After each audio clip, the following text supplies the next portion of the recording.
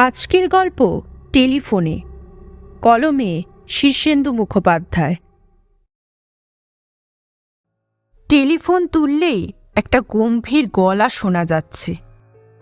6491 6491 6491 সকাল থেকেই dial tone নেই। টেলিফোনের হরেক গণ্ডগোল থাকে বটে, কিন্তু এই অভিজ্ঞতাটা নতুন। গলাটা খুবই যান্ত্রিক এবং গম্ভীর, খুব উদাসীনও। প্রদীপের কয়েকটা জরুরি টেলিফোন করার ছিল, করতে পারল না। কিন্তু কথা হলো, একটা অদ্ভুত কণ্ঠস্বর কেবল বারবার 4টি সংখ্যা উচ্চারণ করে যাচ্ছে কেন? এর কারণ কি? ঘড়ির সময় জানার জন্য বিশেষ নম্বর ডায়াল করলে একটা যান্ত্রিক কণ্ঠে সময়ের ঘোষণা শোনা যায় বটে, কিন্তু এই তো তা নয়। মিনিটে মিনিটে সময়ের ঘোষণা বদলে যায়, কিন্তু এই ঘোষণা বদলাচ্ছে না। অফিসে এসে সে তার স্টেনোগ্রাফারকে ডেকে টেলিফোনের ক্রটিটা এক্সচেঞ্জে জানাতে বলেছিল। তারপর কাজকর্ম নিয়ে ব্যস্ত হয়ে পড়ল। সে একটা মাল্টিন্যাশনাল কোম্পানির বড় অফিসার। বহু বছর দিল্লিতে ছিল, সম্প্রতি কলকাতায় বদলি হয়ে এসেছে। কোম্পানি তাকে বাড়ি, গাড়ি ও টেলিফোন দিয়েছে। তার আগে এই পদে ছিলেন কুরুপ্প নামে দক্ষিণ ভারতের একজন লোক। তিনি রিটায়ার করে দেশে ফিরে গিয়ে ফুলের চাষ করেছেন বলে শুনেছে প্রদীপ। খুবই দক্ষ এবং অভিজ্ঞ মানুষ ছিলেন তিনি। রিটায়ার করার বয়স হলেও কোম্পানি তাকে ছাড়তে চায়নি, বরং আরও বড় পোস্ট দিয়ে ধরে রাখতে চেয়েছিল। কুরুপ্প কিছুতেই রাজি হননি। দুপুরে লাঞ্চের আগে সে একটি পার্টিকে একটা বকেয়া বিলের জন্য তাগাদা করতে টেলিফোন তুলে ডায়ালের প্রথম নম্বরটার বোতাম টিপতেই আচমকা সেই উদাসীন গম্ভীর যান্ত্রিক কণ্ঠস্বর শুনতে পেল। 6491 6491 6491 তারপরে অবশ্য কণ্ঠস্বর থেমে গেল। প্রদীপ খুবই অবাক হয়েছিল। সামলে নিয়ে বাকি নম্বর ডায়াল করতে রিং বাজল এবং ওপাশে একজন ফোনও ধরল।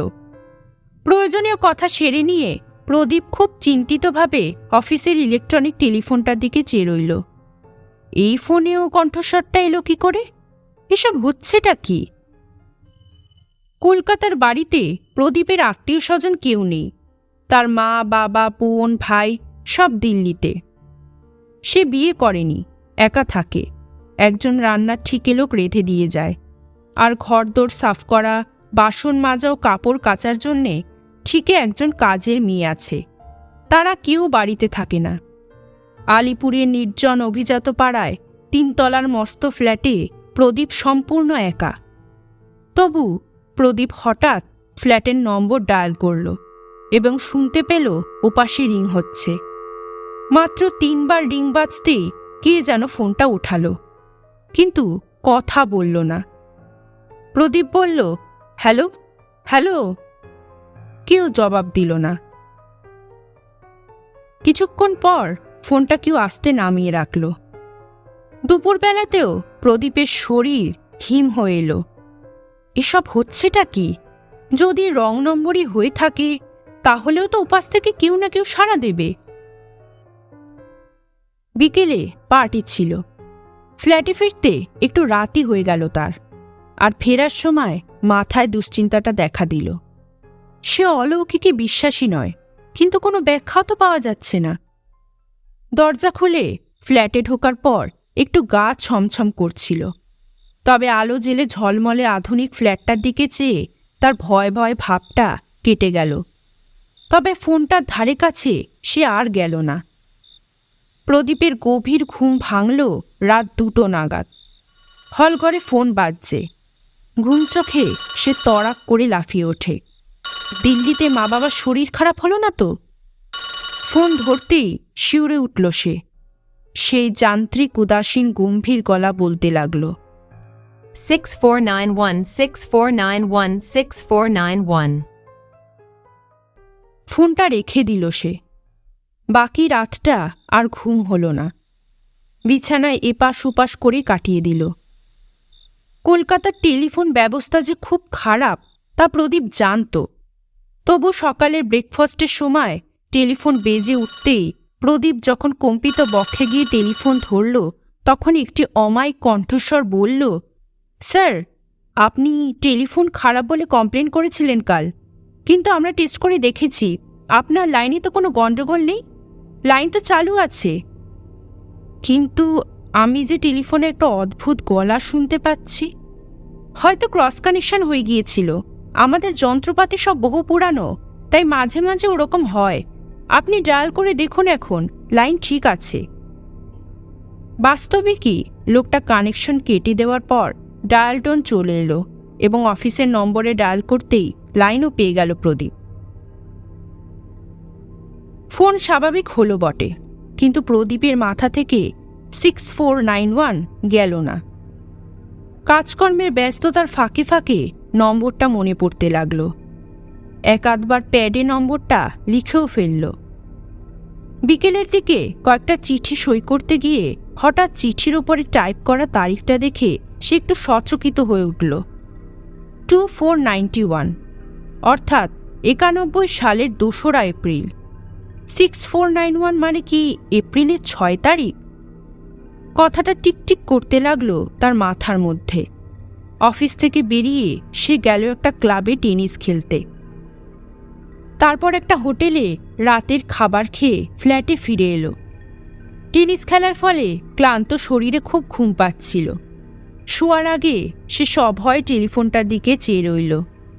দিল্লিতে ফোন করে মা বাবার একটা খবর নেওয়া দরকার। ফোন করাটা উচিত হবে কি? যদি আবার না, ফোন তুলে ডায়াল টোনই পাওয়া গেল। দিল্লির লাইনও পাওয়া গেল একেবারেই। মা বাবা ভাই ও বোনের সঙ্গে বেশ কিছুক্ষণ কথা বলে মনটা হালকা লাগলো। আজ শুয়েই ঘুমিয়ে পড়ল। 3-4 দিন আর কোনো অস্বাভাবিক ঘটনা ঘটল না। টেলিফোন স্বাভাবিক, দুশ্চিন্তা বা উদ্বেগটাও আস্তে আস্তে সরে যেতে লাগলো মন থেকে। কিন্তু রবিবার সকালে গল্ফ খেলতে যাওয়ার জন্য তৈরি হচ্ছিল প্রদীপ। হঠাৎ টেলিফোন বেজে উঠল। প্রদীপ অন্যমনস্কভাবে টেলিফোন তুলতেই সে অবিস্মরণীয় যান্ত্রিক কণ্ঠস্বর শোনা গেল, This is the day, this is the day, this is the day, this is the day. সকালের আলোর মধ্যেও ভয়ে হঠাৎ হিম হয়ে গেল প্রদীপ। চিৎকার করে বলল, what is the meaning of it? অবিচলিত কণ্ঠস্বর একইভাবে বলে যেতে লাগল, This is the day, this is the day, this is the day, this is the day. প্রদীপ চিৎকার করে ধমকালো, দু একটা নির্দোষ গালাগালও দিল, কাকতি মিনতিও করল, কিন্তু কণ্ঠস্বরের অধিকারী ওই একটা বাক্যই উচ্চারণ করে গেল। এপ্রিলের কলকাতা এমনিতেই গরম। ফোনে চেঁচামেচির পর আরও ঘেমে উঠল সে। ফোনটা রেখে কিছুক্ষণ ঝিম মেরে বসে রইল। এর মানে কি? হঠাৎ খেয়াল হলো আজ এপ্রিলের 6 তারিখ, 6491। আজকের দিনটা সম্পর্কে কেউ তাকে কিছু বলতে চাইছে কি? কি বিশেষত্ব এই দিনটার? আজ তো চমৎকার একটা দিন। আজ সারাদিন তার দারুণ প্রোগ্রাম। তাদের অফিসের সবচেয়ে বড় ক্লায়েন্ট মান্টু সিং সরখেরিয়ার আমন্ত্রণে তারা আজ যাচ্ছে কলকাতার বাইরে, দিল্লি হাইওয়ের কাছে সরখেরিয়ার বিশাল বাগান বাড়িতে। সকালে সেখানে গল্ফ আর টেনিসের আয়োজন, দুপুরে বিশাল লাঞ্চ, সন্ধেবেলায় হাইটি, তারপরেও গান বাজনা হবে। একেবারে ডিনার সেরে ফেরার কথা।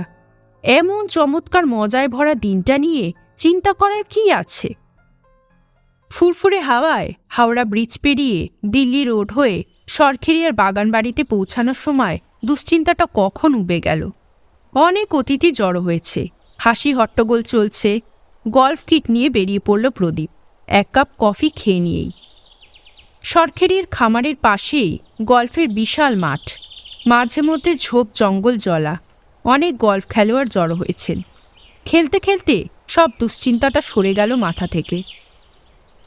বলটা একটা ঝোপ জঙ্গলের মধ্যে গিয়ে পড়েছিল। প্রদীপ বল খুঁজতে সেখানে ঢুকল। জায়গাটা যেন অন্ধকার এবং দুর্গম, কিন্তু জঙ্গলটা এমন জায়গায় যে গর্ত পর্যন্ত যেতে হলে এই জঙ্গলটি পেরোতেই হবে। সেই জঙ্গলে নিচু হয়ে বলটা খুঁজবার সময় আচমকাই একটা দূরাগত কণ্ঠ যান্ত্রিকভাবে হঠাৎ বলে উঠল, This is the day. একটা ক্লিক করে শব্দ হলো কোথাও। সন্দেহজনক কিছু নয়, কিন্তু হঠাৎ প্রদীপের ষষ্ঠ ইন্দ্রিয়ই যেন কিছু জানান দিল। সে বিদ্যুৎ গতিতে মাটিতে উপুর হয়ে শুয়ে পড়ল, আর সঙ্গে সঙ্গেই বজ্রপাতের মতো একটা বন্দুকের শব্দ হলো। গাছের গোটা কয়েক ডাল প্রচণ্ড শক্তিশালী বুলেটের ঘায়ে ভেঙে পড়ল। তারপরই একজোড়া পায়ের দ্রুত পালানোর শব্দ। প্রদীপ যখন উঠে বসল তখন খানিকটা হতভম্ব হয়ে চারদিক দেখল সে। কেউ তাকে মারার চেষ্টা করেছিল, কিন্তু খুব সামান্যর জন্য বেঁচে গেছে। উঠে গায়ের ধুলো টুলো ঝেড়ে চারদিকটা দেখল সে। তাকে মারতে চায় কেনই বা? বন্দুকের শব্দ শুনে কেউ ছুটে আসেনি, তার কারণ আশেপাশে অনেকেই শিকারে বেরিয়েছে। বন্দুকের শব্দ হচ্ছেও আশেপাশে। সারাদিনটা খুব অন্যমনস্কতার মধ্যে কেটে গেল প্রদীপের। ঘটনাটার কথা সে কারো কাছে প্রকাশ করল না। রাতে বাড়ি ফিরে সে টেলিফোনটার দিকে চেয়ে রইল কিছুক্ষণ। টেলিফোনে এই দিনটার পূর্বাভাস দেয়া হচ্ছিল তাকে, কিন্তু কেন? কে দিচ্ছিল? রাত 10:30 নাগাদ টেলিফোন বেজে উঠল। সভয়ে টেলিফোন ধরল প্রদীপ। হ্যালো। ওপাশ থেকে একটি ভরাট গলা তার নম্বরটা উচ্চারণ করে ইংরেজিতে জিজ্ঞাসা করল, এই নম্বর তো? হ্যাঁ, আপনি কে? আমি কুরুপ্পু। আপনি কে? প্রদীপ রায়। ও হ্যাঁ, আমি আপনার নাম জানি, দিল্লিতে ছিলেন। শুনুন, জরুরি একটা কথা আছে। সরখেরিয়ার 1,24,00,000 টাকার একটা বিল আছে। আপনি কি সেটা পাস করে দিয়েছেন? না, বিলটা একটু ইরেগুলার, ক্ল্যারিফাই করার জন্য ডিপার্টমেন্টকে বলেছি। খুব ভালো, ওই বিলটা একদম জালি, কিন্তু বিলটা আটকালে আপনার বিপদ হতে পারে। সরখেরিয়া বিপজ্জনক লোক। বোধহয় আপনি ঠিকই বলেছেন। আজকেও আমাকে খুন করার চেষ্টা করেছিল। হ্যাঁ, এই রকম ঘটনা আরও ঘটতে পারে, কিন্তু ভয় পাবেন না, টেলিফোনটার দিকে মনোযোগী থাকবেন। এইবার প্রদীপ চমকে উঠে বলে, হ্যাঁ, টেলিফোনে একটা অদ্ভুত কাণ্ড হচ্ছে। কুরুপ্পু স্নিগ্ধ গলায় বললেন, জানি মিস্টার রায়, ভূত মাত্রই কিন্তু খারাপ নয়। অন্তত ওই ফ্ল্যাটটায় যে থাকে সে খুবই বন্ধুভূত। তাকে অবহেলা বা উপেক্ষা করবেন না, ভয়ও পাবেন না, তাহলেই নিরাপদে থাকতে পারবেন। বিপদের আগেই সে সাবধান করে দেবে। আমাকেও দিত। তার পরামর্শেই আমি রিটায়ার করে ফুলের চাষে মন দিয়েছি। আচ্ছা, গুড নাইট। প্রদীপ হাতে স্তব্ধ টেলিফোনটার দিকে হা করে চেয়ে রইল।